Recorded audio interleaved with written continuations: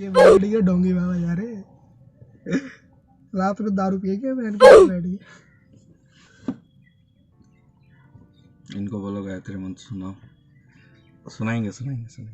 क्या था हम शिव जी के वक्त। अच्छा शिव तांडव सुनाओ। क्या पेलता उनको वो। हाँ जब दलाली को करके बंदा है पावर लिफ्टर है उन्हें 3 बाबाओं को पकड़ा क्या कुत्ते की तरह मारा भाई। क्या हथौड़े मतलब मारे नहीं हथौड़ा लेके आ गया मारने के लिए। मेरा इंजरी हो जाएगी मैं हाथ से नहीं मारूंगा तुम्हें हथौड़ा मारूंगा। कह रहा मेरा कंपटीशन है पावर लिफ्टर था वो। भाई बड़ा सनगी इंसान है वो रियलिटी में भी। पुलिस वाले को रोक लिया एक दिन उसने लाइव था पुलिस वाले को रोक लिया। पुलिस वाले ने उसे कुछ बोला उसे साइड में रोक लिया। कह रहा इधर आओ। वो कह रहा पुलिस से हो क्या मुझे धमका रहा तू। बाहर आ। एक तो दारू पी के बैठा साल है मुझे धमकाएगा तू। बाहर बात करूंगा तेरे से मैं।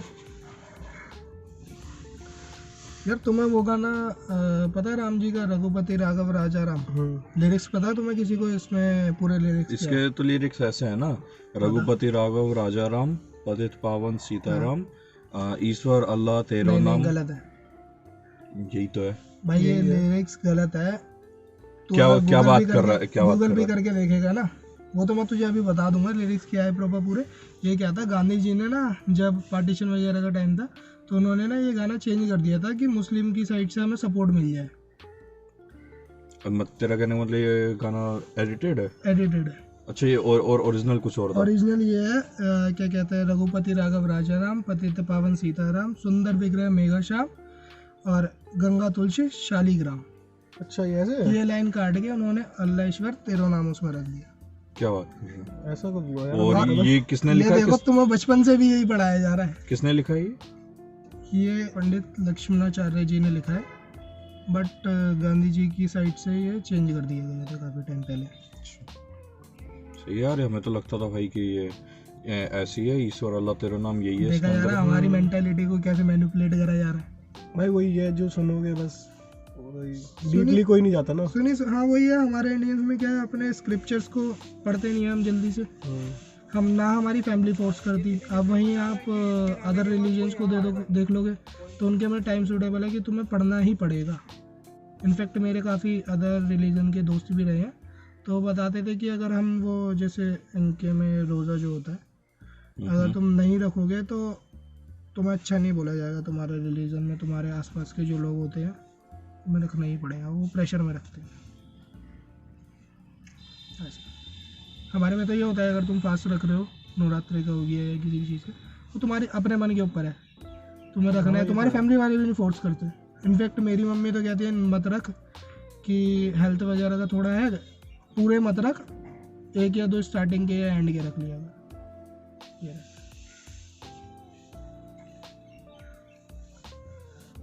भाई राम मंदिर का अभी देखो इनॉग्रेशन होने वाला 22 तारीख को। तो अभी तुम्हें पता भाई क्या फ्रॉड चल रहा है अभी उसके ऊपर? नहीं भाई उसके ऊपर कई लोगों के पास पता है क्या लिंक भेजा जा रहा है कि भाई तुम्हारा वीआईपी पास रेडी हो चुका है तुम इनवाइटेड हो वीआईपी एंट्री के लिए। अच्छा। हाँ कई लोगों के पास जा रहा है। कई बंदे कह रहे हैं भाई क्या पता हमें बुलाओ।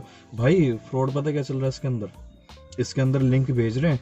वो लिंक पे जैसे ही क्लिक करें उनके फोन में कुछ एप्लीकेशन वगैरह डाउनलोड हो जा रही है जो कि वायरस है। भाई ये तो बहुत रिस्की है। और उस वायरस से पता क्या हो रहा है पूरा फोन का कंट्रोल उनके पास पहुंच जा रहा है। रिमोटली कंट्रोल कर पा रहे हैं कैमरा तुम्हारे मोबाइल को जितनी भी फोटोज वगैरह स्टोरेज पूरा एक्सेस उनके पास जा रहा है। तो बहुत ज्यादा रिस्की है। बिल्कुल भाई। और कई बंदों के साथ में हो चुका है तभी ये सामने आया है।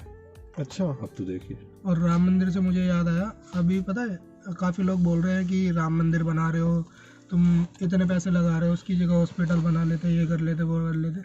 पर उनको बुद्धि कौन दे भाई पहली बात तो क्यों जैसे कि राम मंदिर का कहा है तो गवर्नमेंट ने ही अपनी साइड से एक ट्रस्ट बनाया था जिसमें कि लोगों से ही कहा था कि तुम अपनी साइड से दान दे सकते हो इकट्ठा करने के लिए। तो गवर्नमेंट ने क्या टारगेट लिया था 11 करोड़ लोगों से 900 करोड़ का टारगेट लिया था कि 900 करोड़ हम इकट्ठे करेंगे। और सपोज करो कितना चंदा इकट्ठा हो गया होगा भाई तो हो गया 900 करोड़ उन्होंने टारगेट 900 करोड़ का टारगेट है तो 500-600 करोड़ तो कर ही लिया होगा। 3200 करोड़ चंदा इकट्ठा हुआ है। 3200 करोड़ हाँ। क्या बात। और राम मंदिर का जो अब आगे का काम हो रहा है ना वो उसी चंदे के पैसों से हो रहा है। पर वो चंदे का पैसा भी यूज नहीं कर रहे वो तो वो उस पैसे की एफडी करा के जो एफडी से इंटरेस्ट आ रहा है, एफडी से ही कितना मोटा इंटरेस्ट आ रहा होगा, 60% के हिसाब से लगा है 3200 करोड़ का, कितना मोटा है, उसी से ही वो हमारी तो कैलकुलेशन बहुत अच्छा आ रहा होगा। उसी से ही वो कर रहा है। और राम मंदिर में अभी तुम देखोगे तो जो उसका द्वार है वो भी सोने का बनाया गया है। हाँ, वो एक दरवाजा सोने का बनाया है। सोने का दरवाजा। हाँ, और कह रहे हैं ऐसे पता नहीं 14 लगेंगे या 9 कुछ। हाँ, और राम मंदिर के ऊपर की फैक्ट की बात बताऊं तो वहाँ के जो इंजीनियर थे वो बता रहे थे कि राम मंदिर की हम नींव खोदने के लिए 70 फीट नीचे गए थे, ठीक है, और ऊपर देखोगे तो आप नींव से ऊपर देखोगे तो 160 फीट ऊंचा मंदिर बनाया जाएगा। और ये भी तो कह रहे हैं वहाँ पे कि वो 1000 साल तक इस मंदिर में कुछ भी नहीं हो सकता। वो तो नहीं हो सकता। हाँ, वो इस हिसाब से बनाया, भूकंप वगैरह कितना भी तगड़ा आ जाए, भूकंप आ जाए, कुछ नहीं होगा, कुछ नहीं बिगड़ेगा। मतलब 1000 साल तक की गारंटी ले रहे हैं, 1000 साल तक। यार वही बात है ना, रिलीजन के ऊपर की बात है। जैसे आगे जाके जैसे बाबरी मस्जिद का भी सीन चला था, तो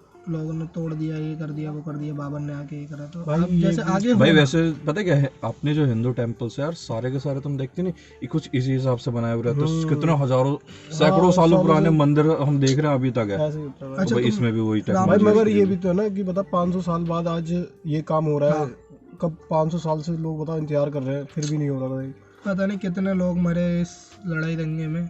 जब राम मंदिर का बता रहे थे केस चल रहा था, तो पहले केस चल रहा था, तो उसमें एक बंदर था, वो कोर्ट में आके बैठ गया था जब तक उस जो जज थे उन्होंने उसके ऊपर प्रॉपर पूरा बताया नहीं था।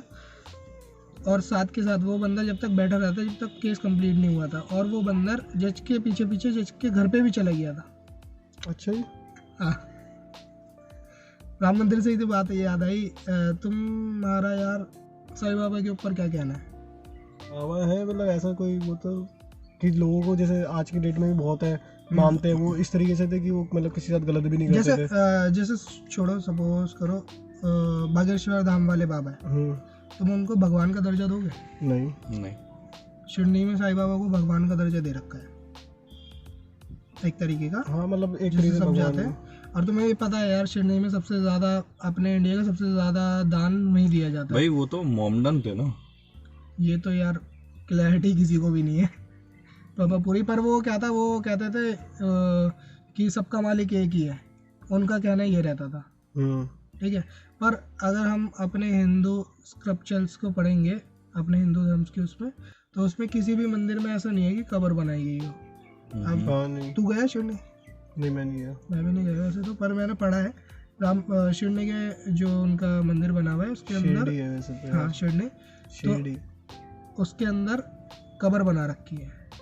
यार हमारे धर्म में तो ऐसा कहीं लिखा नहीं है। तो मोमडन्स में बनाते हैं कब्र वगैरह। हाँ, मोमडन्स वगैरह में। और बहुत से लोग देख माननी ना माननी तुम्हारे हमारे ऊपर है, वो हर इंडिविजुअल के ऊपर की बात है। बहुत से लोग मानते हैं, बहुत से लोग नहीं मानते। जिन्होंने पढ़ रखा है अच्छे से हिंदू धर्म, तो वो तो बिल्कुल ही नहीं मानते। रियलिटी बताऊँ हाँ भाई, ये देखो चलो माना कि तुम्हारे ऊपर है, बट पता है क्या, मैं कई लोगों को देखता हूँ वो साईं जी की मूर्ति भाई मंदिर में रखते हैं। भाई नहीं रखनी चाहिए भाई, मगर लगी थी मैंने। मगर हाँ यार, ये भी है कि साईं बाबा के मंदिर में ना एक मंदिर था हमारे। नहीं, चलो भाई तुम वो उनका अपना मंदिर बना रखा, कोई बात नहीं भाई। घर के मंदिरों में लोग वो रखते हुए देखा है मैंने। और बताऊँ क्या, ये तुम्हारा मैंने एक मंदिर था वहाँ पे, इन्होंने पहले क्या है, कोई साईं बाबा की मूर्ति लगाई थी इन्होंने, काफी टाइम तक रखी। उसके बाद उन्होंने हटा के वहाँ पे गणेश जी की लगा दी। ये क्या मतलब? वो भाई पता नहीं, वो कुछ लोगों ने कहा होगा कि भाई मंदिर में तुम साईं बाबा की क्यों रख रखी है, जो भी है। भाई बिल्कुल ऑब्जेक्शन वगैरह हुए होंगे काफी।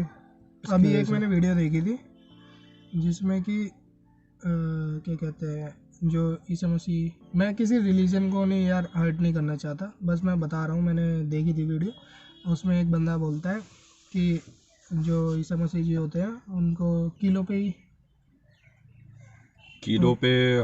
हाँ किलो में साइन होता है, ठोका दोनों हाथ और एक सर। जब वो एक्सपायर हो गए थे, ठीक है, तो एक बंदा बोल रहा था कि वो भगवान को प्राप्त हो गए थे, ठीक है। बट जो हमारे भीष्म पितामह थे वो तीरों पे लेटे रहे थे, और वो अपनी मर्जी से उन्होंने प्राण त्यागे थे अपने। तो भाई भगवान, हम उनको तो मानते नहीं है, ईसा मसीह को भगवान मानते। अब वो रिलीजन के ऊपर की बात है, हर कोई अपना पर्सपेक्टिव है। बताने यार देख, भगवान तो वैसे भी किसी ने नहीं देखे। हाँ। वो तो अपने मन के ऊपर है, तो हम मान रहे हैं। कई लोग तो आज भी भाई भगवान को भी नहीं मानते। आस्तिक भी है वो। ईसा मसीह यूज्ड टू से I am the son of the God. हाँ, तो गॉड कौन है रियलिटी में? जैसे जीरो की खोज हुई थी, अब जीरो किसी के भी साथ लग जाए, किसी के आगे लग जाए तो उसकी डिजिट बढ़ा देता है। एक के आगे लग जाए तो 10 रुपये हो जाएंगे, जितने जीरो लगाए बढ़ जाएंगे। पीछे लग जाए तो कुछ वैल्यू नहीं है। अब लोगों गॉड तो लोग करते हैं, पर लोगों को यही नहीं पता गॉड कौन है। लोग उनको गॉड मान के बैठ जाते हैं। किसी को देख लिया किसी के पास पावर है, सब चीज़ें, तो लोग उसी को गॉड बना लेते हैं। भाई वो खुद कहता है कि वो बंदा खुद कह रहा है कि भाई मैं गॉड नहीं हूँ, मैं उनका भेजा हुआ एक फरिश्ता हूँ। उन्होंने मुझे तुम्हें समझाने के लिए, तुम्हें क्या अच्छा काम करना चाहिए क्या नहीं करना चाहिए, उसके ऊपर भेजा। यार तुम्हें धर्म और रिलीजियस के बारे में पता है कि क्या डिफरेंस है इनमें? धर्म और रिलीजियस में क्या डिफरेंस है? धर्म हम हिंदी में कहते हैं, रिलीजियस हम इंग्लिश में कहते हैं। मुझे बता फिर। भाई कई लोग धर्म और रिलीजन को यही समझते हैं कि भाई ये तो हिंदी में बोल रहा है, इंग्लिश में बोल रहा है। बट धर्म का मतलब ना एक्चुअल में क्या होता है भाई? ड्यूटी मतलब कर्तव्य। हाँ, कर्तव्य क्या है तुम्हारा?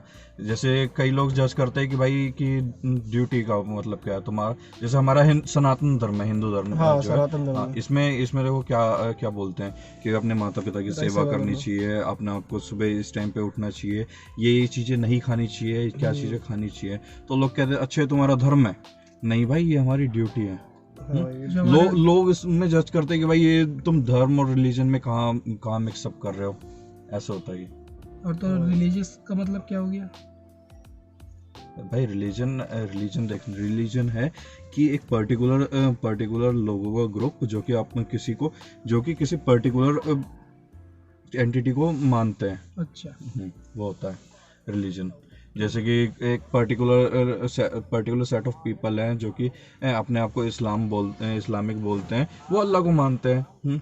हम लोग सनातनी हैं, हम भगवानों को मानते हैं, सनातन धर्म को मानते हैं हम। यही होता है। मैं अभी एक न्यूज़ देखी, एक बंदा था पंजाब का, वो एग्जाम देने गया। हाँ, उसकी बंदी ऐसा लगता था वो। हाँ। देखने में तो वो भाई डिट्टो उसके ऐसा बन के चला गया, कपड़े पहन के उसकी तरह एग्जाम देने चला गया। आईडी वगैरह में सब सेम था। और दे दिया उसने एग्जाम? नहीं। तो पता कहाँ पकड़ा गया वो? कहाँ? बायोमेट्रिक के टाइम।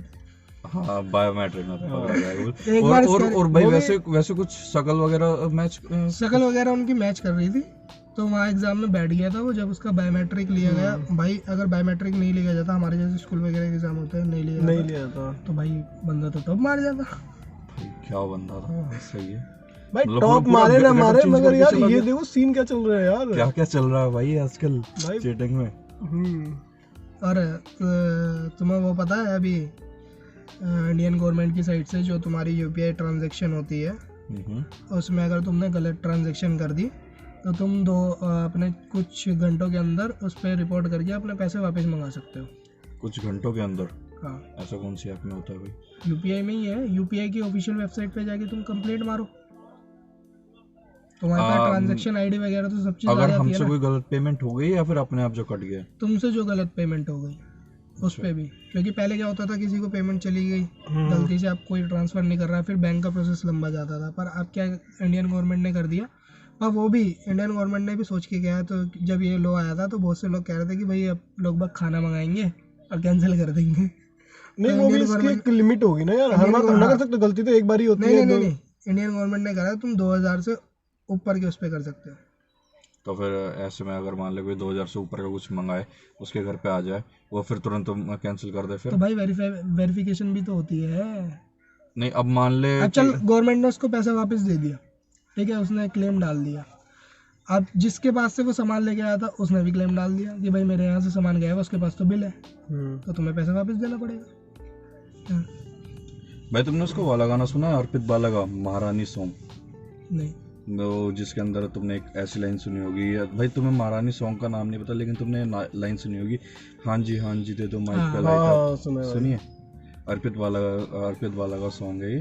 मतलब अर्पित वाला की ये लाइनिंग है इसके अंदर, ये थोड़ी सी लाइनिंग है, बस ये थोड़ी सी लाइन है और पूरे हर जगह यही वायरल है। खाली इंडिया में नहीं भाई, पूरे विदेश तक में यही वाली लाइंस इतनी ज्यादा वायरल है, बहुत ज्यादा। मतलब। और तुम्हें पता है उसके जिसके साथ में उसने गाना बनाया था, उस बंदे ने बताया कि भाई अर्पित ने बोला था कि भाई इसका ये जो वर्स है ये हटा दे। कह रहा नहीं यार मजा नहीं आ रहा, ये हटा दे, इसमें क्या ही है, कुछ नहीं होगा। लेकिन उस बंदे ने नहीं हटाया। और तुम्हें पता है सिर्फ यही वाली लाइन वायरल चल रही है, जिसको भी बोलो सिर्फ यही वाली लाइन रटी हुई है, यही हर रीलों पे चल रहा है। उसी की वजह से गाना चली है, उसी की वजह से गाना चली है। यार तुम्हें अर्पित वाला का तुमने सॉन्ग सुना है वो ऊ सैंग क्लैंग? तेरी बाप को दे सुना है भाई, सुना। और भाई तुम्हें पता भाई उसको, भाई एक आइसो स्पीड नाम का बंदा, बाहर का बंदा है, अच्छी खासी स्ट्रीम वगैरह करता है भाई। कई बंदे उसको, वो ऑनलाइन था अपनी स्ट्रीम पे लाइव था। अच्छा स्पीड जो है, हाँ स्पीड जो है अपनी स्ट्रीम पे लाइव था। कई बंदे उसे भेजने लगे भाई वू सैंग सर्च कर, वू सैंग। वो कहने लगा भाई वू सैंग क्या है, वू सैंग क्या है भाई। भाई वो सर्च करता है, वो सुनता है भाई, अलग भाई उस टाइम से अलग ही वायरल चल रहा है वो वाला गाना वू सैंग क्लैन। पर ये क्या क्या बनाया भाई लाइन पे भाई। मगर तुम्हें ये लगता है कि भाई वो बंदा कैसा होगा? भाई तुम स्ट्रीम वगैरह पे देखते हो, उसकी रियलिटी में देखो उसे, एक्चुअली में वो ऐसा है ही नहीं। क्या मतलब भाई उसकी वैसे तो मस्ती मजाक वाला, गाली गलौज भाई, डबल ढोलकी वाला आदमी है, फुकरा बकचोद, जिससे मुंह से कुछ भी निकलता रहे, सोचना नहीं बोलने से पहले। पर रियलिटी में भाई बहुत पढ़ा लिखा बंदा है वो। उसकी पॉडकास्ट देखी थी मैंने। क्या फायदा इतना पढ़ने लिखने का? तो भाई पढ़ने लिखने से कुछ नहीं मिल रहा, तभी तो वो यहाँ बकचोदी में आई तो मतलब ये तो भाई आने वाली मतलब जनरेशन को तो ये गलत वो दे रहा है कि भाई तुम पढ़ो लिखो मत, गालियां मांगो। भाई उसने ना अपने आप को इस तरीके से पोर्ट्रे कर रखा है कि पूरा फुकरा इंसान, कुछ बोलना नहीं, कुछ नहीं करना है भाई, मुझे बस पैसे चाहिए तो जिम जाने के पैसे मिल जाए मेरे लिए बहुत है। तो और क्या है भाई, इसकी एक पॉडकास्ट है, मैं तुम दोनों को लिंक शेयर करूंगा। उसके दोस्त के साथ ही उसने कर रखी है, तो उसने बता रखा है भाई जैसे चल रहा है चलने दो। अबे तुम्हें पता है वो जो सिम्पसन्स कार्टून आता था, तो उसी की बात कर रहा है क्या वो, जिसके बहुत सारे वायरल चल रहे हैं प्रेडिक्शंस वगैरह उसके? हाँ, प्रेडिक्शंस कोरोना वगैरह का प्रेडिक्शंस करा था उसका, ये सब कुछ। हाँ, और उसमें ना जो सिम्पसन्स का जो कार्टून था, उसका क्या था, जो उसका राइटर है उसका क्या था, उसकी अभी तक आइडेंटिटी रिवील ही नहीं हुई है, उसको टाइम ट्रेवल कहा गया है। आइडेंटिटी रिवील नहीं हुई का मतलब क्या भाई? वो तो बना रहा होगा तो सबको पता होगा ना। पता ही नहीं कौन बना रहा है। अच्छा ऐसा भी है? हाँ, तो कंपनी वाले, कंपनी वगैरह का तो पता है, उसमें ये पता है कि काफी उनकी आइडेंटिटी रिवील नहीं होने दी किसी ने भी। अच्छा। और जो मेन बंदा था उसका तो कहते हैं कि वो तो टाइम ट्रेवल है। तो ये फैक्ट है कॉन्स्पिरेसी है? यार देख, क्या है तो सकते फैक्ट भी हो सकता है, क्योंकि अब तू जैसे देखेगा, एक मैंने वीडियो देखी थी, एक वीडियो वायरल हुई थी, डोनाल्ड ट्रम्प जब अपने इलेक्शन जीता था, तो एक तुमने देखी कि फोटो और वीडियो वायरल हुई थी जिससे कि वो एक्सीलेटर पे यूं हाथ हिलाता हुआ आ रहा था। तो सिम्पसन्स ने काफ़ी साल पहले ही प्रेडिक्ट कर दी थी, और सेम वीडियो, बंदा भी पीछे पोस्टर लेके सेम खड़ा हुआ है, सेम एक्सीलेटर, डोनाल्ड ट्रम्प का स्टाइल से। तो अब तू क्या कह सकता है उसके बारे में भाई? इतने साल पहले कैसे प्रेडिक्ट कर लेंगे वो? मैं भी बहुत ये मानता था, लेकिन ऐसे नहीं हो सकता कि वो बंदे जानबूझ के रिक्रिएट कर रहे हो सिम्पसन्स देख के, सिम्पसन में ऐसा हुआ था चलो हम भी ऐसे ही करते हैं, ऐसा कुछ क्या पता वो देख के भाई। मगर ऐसा नहीं हो सकता, डोनाल्ड ट्रम्प इलेक्शन थोड़ी देख सकता है सिम्पसन्स देख के। नहीं भाई, अभी एक ये भी तो सीन चला, टर्की में भी भूकंप आया था, वो सेम इन्होंने वही प्रेडिक्ट करा था कुछ सिम्पसन में। हाँ, वो टर्की में भूकंप भी आया, उसी टाइम पे आया, 2024 का ही टाइम था। हाँ। और जनवरी ही का ही टाइम था। चल सिम्पसन्स छोड़ा, हमारी भविष्य मालिका में बहुत सारी चीजें लिखी हुई भाई। ऐसे तो यार अभी तो तुम्हारे बहुत सारे ऐसे प्रेडिक्शंस हुई थी, 2012 में दुनिया खत्म हो रही थी, 2023 में कुछ हो रहा था, वो हुआ कुछ, हम तो अब भी हैं ऐसे। 2024 वो तो देख प्रेडिक्शन कहीं लिखी नहीं थी कि 2012 में दुनिया खत्म हो जाएगी भाई। कितना वायरल चला था वो, ह्यूमर थे। पर जो रिटर्न में लिखे हुए हैं, रिटर्न में लिखी हुई, ये भी कहते हैं यार रिटर्न में लिखी हुई सारी चीज़ें सही नहीं होती, कुछ चीज़ें होती है। सिम्पसन्स के सारे एपिसोड की बातें सही नहीं होती। ऐसी एक यूट्यूब पे चैनल भी है जिसने कोरोना के बारे में, कोरोना के ऊपर सॉन्ग बनाया था, और उसने भी बहुत पहले बनाया था। उस बंदे को कैसे पता उसने कोरोना के ऊपर सॉन्ग बनाया था? क्या सॉन्ग बनाया? पेंडेमिक से रिलेटेड सॉन्ग बनाया था उन्होंने, पूरा पेंडेमिक दिखाया था उसके अंदर, क्या मास्क वगैरह पहन के। उसे तो वो तो एक मूवी भी आई हुई थी पहले, तो एक ऐसी कोई बाहर, कोविड से पहले की बात है ये, और कि ऐसा कुछ होगा, ऐसा वायरस आएगा जिसमें लोगों ना सांस लेने में तकलीफ होगी काफी ज्यादा। और ये ऐसा भी तो था ना, एक मूवी भी तो आई थी, डॉक्टर क्रीप करके ऐसी कुछ चैनल का नाम है उस बंदे का यूट्यूब पे। और वो जिसका तो गाना बता रहा है। हाँ अच्छा। और उसका गाना अभी का नहीं है भाई, कम से कम 8-9 साल पुराना गाना है वो। क्या बात कर रहा है, इतने टाइम पहले ही बोला था उसने। हाँ और उसने कोरोना ही नाम लिया था। कोरोना, अब एक सॉन्ग का नाम कोरोना है। क्या बात यार, ये तो देखना पड़ेगा भाई। देखना तुम, उसमें उन्होंने पूरा मास्क वगैरह भी लगा रखा है, मतलब 9 साल पहले उन्होंने कोरोना बोल रखा है। हाँ और उसी के ऊपर सेम चीजें। हाँ। और आज ये 9 साल बाद हो रहा है। हाँ। कहते हैं बहुत, हमारे जैसे हमारे हिंदू में बहुत विद्वान है जो अभी तक जीवित है, जैसे हनुमान जी हो गए, भीष्म पितामह हो गए, और भी काफ़ी सारे 7 चिरंजीवी जिन्हें कहते हैं, वो जीवित है। वो कलयुग के टाइम पे आएंगे और कलयुग में जो है कल की अवतार का जन्म होगा, जो कल की भगवान होंगे। किशन जी ये कहते हैं कि काफ़ी सारे भगवान के अवतार होंगे वो, जो दुनिया को बचाने के लिए आएंगे। जब दुनिया में बहुत ज़्यादा पाप बढ़ जाएगा तो सुदर्शन चक्र कलयुग में पहली बार दिखाई देगा।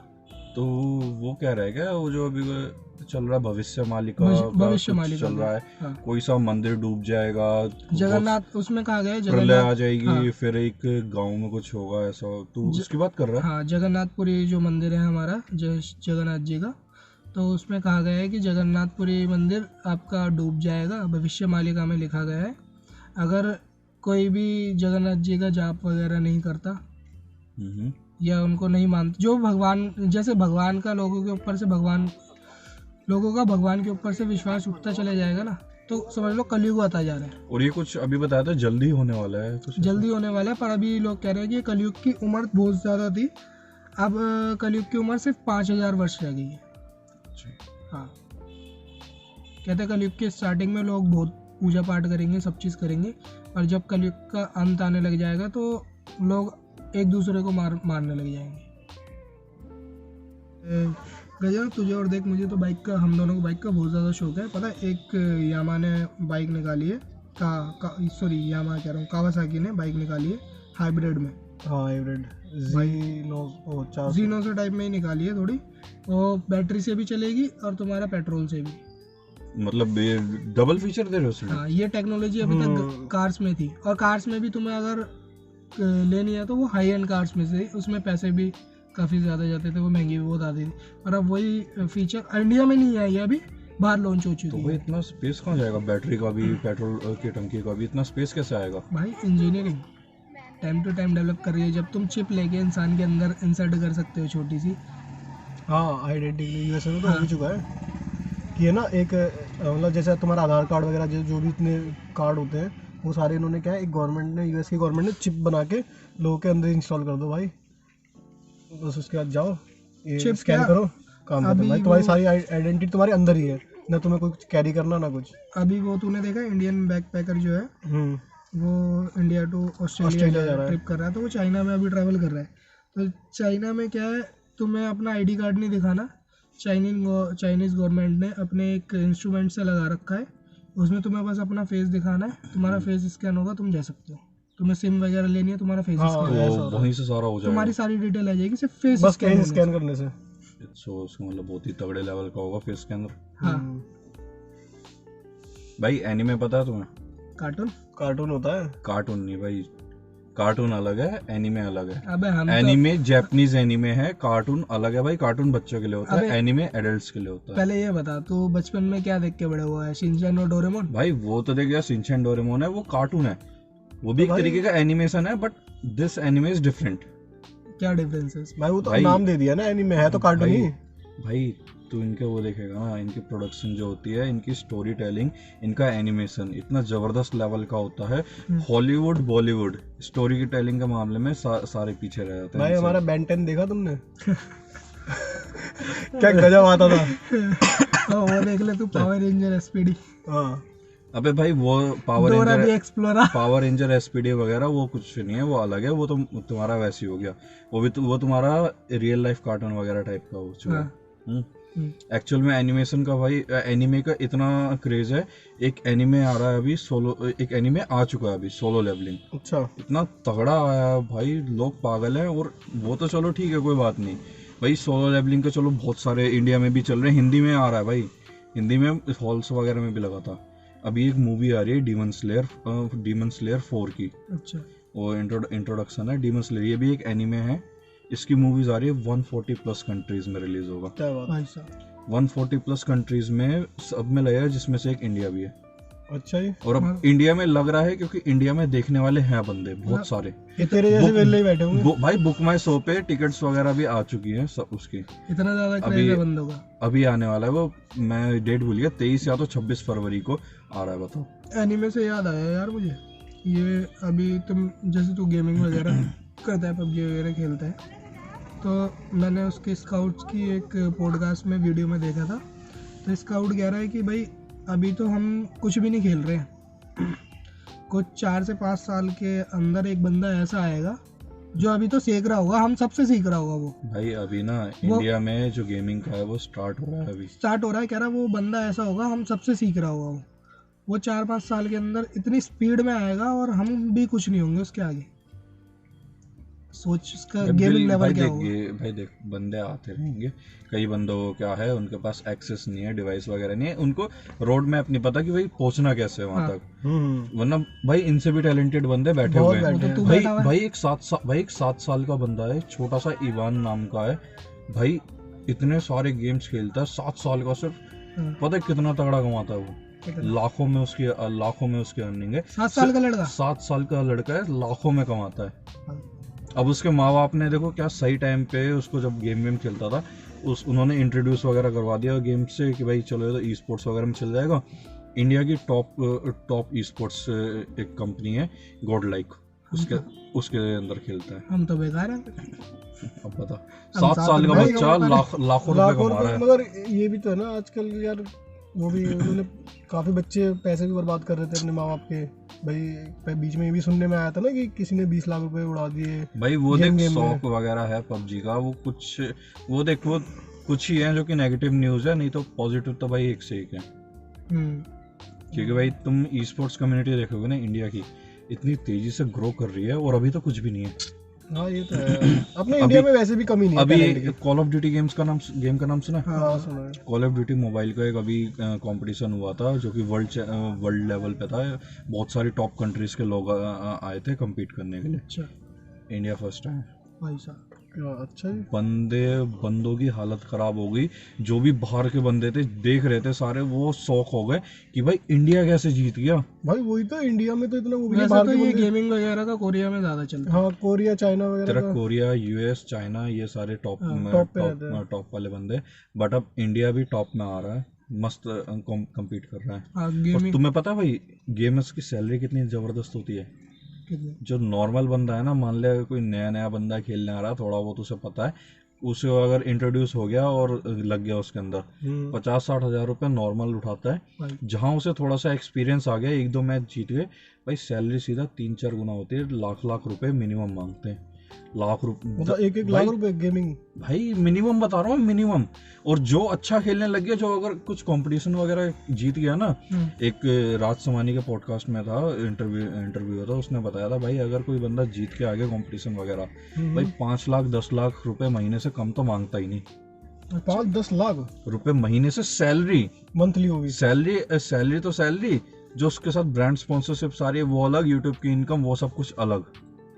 बता भाई फिर तो एक काम करते हैं, गेमिंग चालू करते हैं, क्यों पॉडकास्ट बना रहे हैं। भाई इतना आसान नहीं है, गेमिंग में बहुत ही सैचुरेटेड मार्केट है, इसके अंदर एंट्री करना इतना आसान नहीं है। बहुत सारे लोग हैं, लाखों बंदे हैं जो कि लाइन में लगे हुए हैं। एक वो चलता है यूपीएससी का एग्जाम समझ लो, वही समझ लो भाई। कॉम्पिटिशन्स वगैरह चलते हैं कुछ T1 T2 T3, इस ये Tier 1 Tier 2 Tier 3 के लेवल से गेम प्लेस होते हैं। जैसे जैसे बंदे धीरे धीरे रैंक अपग्रेड करते हैं, उसके हिसाब से बड़े प्लेयर्स के साथ में खेलने को मिलता है। तुम्हें नॉर्मली खेल रहे हो, नॉर्मली खेल के अपने आप को गेमर समझते हो, ये अलग है भाई बात। उसके बाद में ना कॉम्पिटिशन्स होते हैं T3 लेवल के। T3 में जब तुम अच्छा परफॉर्म करोगे, जीतोगे, बड़े बड़े उसके अंदर टूर्नामेंट्स जीतोगे, जितने भी हो रहे लगातार जीतते रहोगे, तो तुम्हारी टीम जो है उसको Tier 2 में खेलने को मिलेगा। जब Tier 2 में खेलेंगे, उसके अंदर अच्छा परफॉर्म करेंगे, तब T1 में खेलेंगे, जिसके अंदर ये बड़े बड़े प्लेयर्स खेलते हैं, तुम्हारे स्काउट वगैरह, स्काउट मोर्टल, जॉनी वगैरह, इनकी स्क्वाड के लाइनअप वगैरह, मतलब इनकी जो टीम है उनके लाइनअप खेलते हैं। उनके साथ में जब खेलोगे फिर धीरे धीरे तुम्हें मौका मिलेगा एंट्री करने का कहीं गेम में। और भाई गेम्स तो इतने सारे आ रहे हैं भाई, तुम पूछो मत। ई स्पोर्ट्स के लिए अभी क्राफ्टन ने एक नया गेम निकाला है, रोड टू वेलर। अभी कुछ ही टाइम हुआ है उसे। रोड टू वेलर भाई नॉर्मल गेम है, छोटा सा 2D टाइप का गेम है भाई, लेकिन इतना वायरल चल रहा है क्योंकि अभी उसने क्या किया, उसके तुम्हारा इसका BGMI का इसके अंदर चैंपियनशिप निकालनी थी, तो उसी के साथ में क्या किया, उसकी भी चैंपियनशिप निकाल दी। अच्छा। एक क्रिकेट, लाइव क्रिकेट का करा दिया, रियल क्रिकेट उसका भी करवा दिया, ई स्पोर्ट्स का, मतलब उसका भी तुम्हारा कंपटीशन करवा दिया। और एक रोड टू वेलर जो गेम है उसका भी कंपटीशन करा दिया। भाई तुम्हें पता है कितना प्राइज मनी क्या था? कितना? 10 लाख रुपए था रोड टू वेलर का। और रियल तुम्हारा जो रियल क्रिकेट था उसका भी 10 या 5 लाख ऐसी था। और पबजी का तो भाई BGMI का तो तुम्हें पता ही कितना था, वो करोड़ों में तो था, 1-2 करोड़ तो था वो। अभी गेम से मुझे याद आया तुमने देखा होगा मोहम्मद शमी को अर्जुन अवार्ड मिला है अभी। हाँ, रिसेंट में। आप बहुत से लोग, उससे पहले शिखर धवन को भी मिला है। शिखर धवन की बात करता हूँ पहले। जैसे शिखर धवन को अर्जुन अवार्ड मिला है, वो इंस्टाग्राम पे तो अपना हंसता खेलता सब दिखता है, लोगों को दिखता है, वो कॉमेडी करता है, वीडियो डालता है, काफी सारे उसके फीड्स वगैरह पर यार इंस्टाग्राम वगैरह पे भी मस्त रहता है वो। तो जो उसकी बैकग्राउंड में उसकी लाइफ में चल रहा है वो तो किसी को नहीं पता ना। उसकी वाइफ ने काफ़ी टाइम हो गया उसके बच्चे से उसकी बात तक नहीं कराई। क्या डिवोर्स हो गया ना उसकी वाइफ का, काफ़ी टाइम पहले केस चल गया। तो जो शिखर धवन की जितनी भी ज़मीन थी, प्रॉपर्टी थी तेरा ऑस्ट्रेलिया में, सारी उसकी वाइफ के नाम पे हो गई। ठीक है, जितना भी उसने इन्वेस्ट करा था सब चीज़ें। नहीं मतलब तेरा कहने का क्या मतलब, कुछ डिवोर्स होता है तो 50-50% जाता है ना। हाँ, तो ऑस्ट्रेलिया में जितना भी था उसकी वाइफ के पास है। उसकी वाइफ ऑस्ट्रेलियन थी। अच्छा। और अब उसके बेटे से भी बात नहीं करने दे रही। और वहीं अगर देखा जाए तो गवर्नमेंट भाई सपोर्ट भी कर रही है। गवर्नमेंट को पता है कौन सही है कौन गलत है। ऐसे ही मोहम्मद शमी का देख लो, जब तक मोहम्मद शमी का डाउनफॉल चल रहा था, ठीक है, तो हर कोई इसको क्रिटिसाइज कर रखा था कि भाई ये वो, इसी को कुछ नहीं आता। हाँ, लोग गलत समझने लग जाते हैं। इनफैक्ट उस बंदे ने खुद कहा था, उसको ऊपर देशद्रोही का बोल दिया था उसे काफ़ी लोगों ने। तो उसने कहा था कि भाई मैं कुछ भी कर सकता हूँ पर देशद्रोही नहीं बन सकता।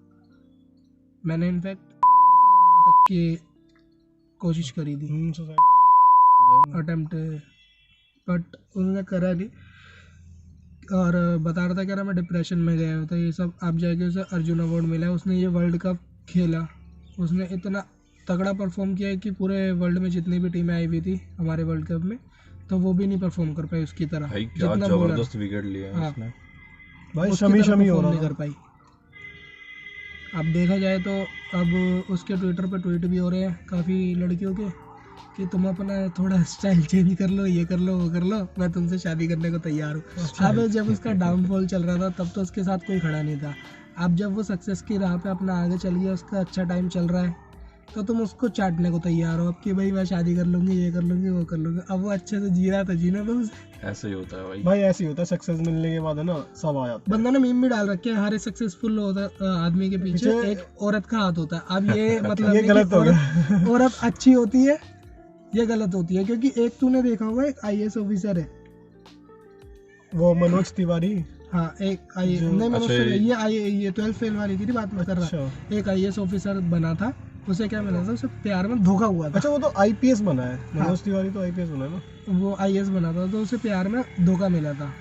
ठीक है, तो क्या हुआ, उसने वो छोड़ के अपनी UPSC की तैयारी करी, एग्ज़ाम क्रैक करा पहली बारी में और IAS बन गया। भाई ऐसी तो उस 12th फेल मूवी के ऊपर भी तो है ना, जो ये पहले ये उसमें क्या था, वो IAS बन गया। उसके बाद उसने क्या किया, IAS तो बन गया पर उसने बंदे ने ली अपने 2 साल की छुट्टी।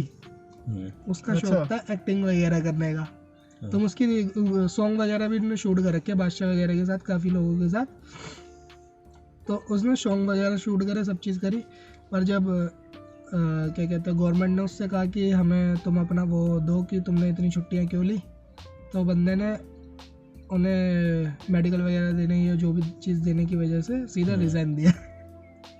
और उसका ये चलने लगा था एक्टिंग वगैरह का। चल रहा है बढ़िया।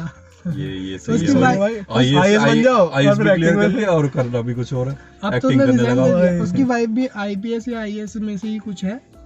और आपने 12th फेल का ही देख ले यार तू, 12th फेल में भाई कहाँ से बंदा, भाई कसम से मूवी भाई गजब की मूवी है, मूवी एक नंबर मूवी।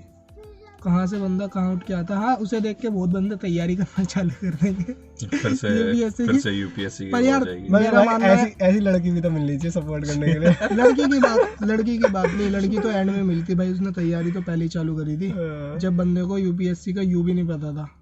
आप कुछ तो मूवी में देख सारी चीज़ें तो नहीं बताई जाती, पर वो जो रियल ऑफिसर है उन्होंने बताया कि भाई मैं बिल्कुल पिछड़े हुए गांव से आया था। हाँ, वो चंबल से एमपी में है, चंबल है नहीं यूपी में है। चंबल से आया था और मुझे कुछ भी नहीं पता था। बंदे ने इतनी मेहनत करी, आटा चक्की में काम किया, सब चीज़ करी, पढ़ने का टाइम नहीं, पीले बल्ब में बैठ के पढ़ रहा है। उसका वही मानना था कि भाई स्ट्रीट लैंप के नीचे से पढ़ने की अब्दुल कलाम ने किसने। और भाई देखो पहली बात बोल रहा हूँ, अगर कोई बंदा 12th फेल देख के यूपीएससी की तैयारी करने का सोच रहा है तो भाई मत करना। ऐसा सच में नहीं होता। ये हर कोई भी नहीं कर पाता। ये सिर्फ मूवी है। नहीं मूवी नहीं भाई, ये रियलिटी है। ये रियलिटी है भाई, रियलिटी में हुआ भाई, रियलिटी है। एक बंदे के साथ में हो गया, एक बंदे सबके साथ नहीं होने वाला। नहीं, जो मूवी देख के तैयारी कर रहे हैं भाई, ये मोटिवेशन है। तुम्हारा मोटिवेशन कुछ टाइम के लिए रहेगा भाई, तुम कुछ कर सकते हो, मतलब अपने मन में ठान लो ना। तो तुम सब कुछ कर सकते हो। उनका कहने मतलब यही है, कर सकते हो भाई, पर तुम्हारा ना एम ना, वो गोल जो एम जो हम कहते हैं वो पहले से ही सेट होना चाहिए। तुम उसके अलावा किसी चीज़ के बारे में सोचो ही मत। आप जो 12th फेल देख के तैयारी करने बैठ गए होंगे वो भाई ये ज़रूरी थोड़ी कि हाँ भाई वो अटैम्प, भाई पूरी लाइफ चली जाती है इसमें। एक बंदे का मैंने इंटरव्यू देखा था, वो कहता है कि तुम अपना पहले दो अपना, अगर यूपीएससी की तैयारी करना चाहते हो पहले अपना टाइम दो एसएससी को। एसएससी से तुम्हारा इतना हो जाएगा, तुम्हारी एक जॉब सिक्योर हो जाएगी तुम्हारे लिए। क्योंकि अगर यूपीएससी में तुम नहीं क्लियर हुए तो तुम्हें पता है तुम एसएससी में जाके क्लियर हो जाओगे, तुम्हें पता है सब चीज़ें।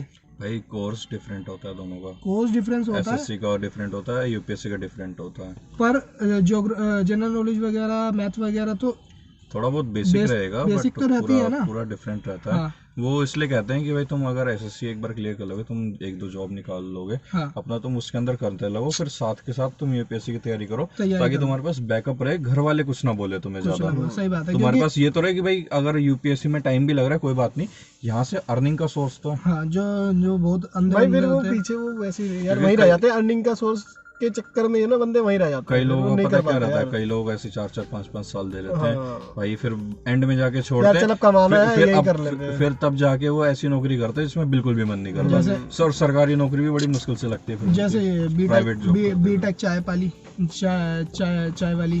बीटेक चाय वाली, हाँ ये तो भाई सब ट्रेंड चल रहा है जब से एमबीए चाय वाला फेमस हुआ है ना। पटना में है बीटेक चाय वाली, उसने बीटेक करी है, वो उसी गर्ल्स कॉलेज के बाहर अब चाय बेचती है। भाई वही कहता रहा हूँ, जब से ये एमबीए चाय वाले का सीन हुआ था ना, जब से लोगों ने बीटेक चाय वाला क्या, बीटेक ये चाउमीन वाला क्या बर्गर वाला, ये सबने अपना डॉक्टर एमबीबीएस वाला, बीसीए मोमोज वाला, एमबीए दूध वाला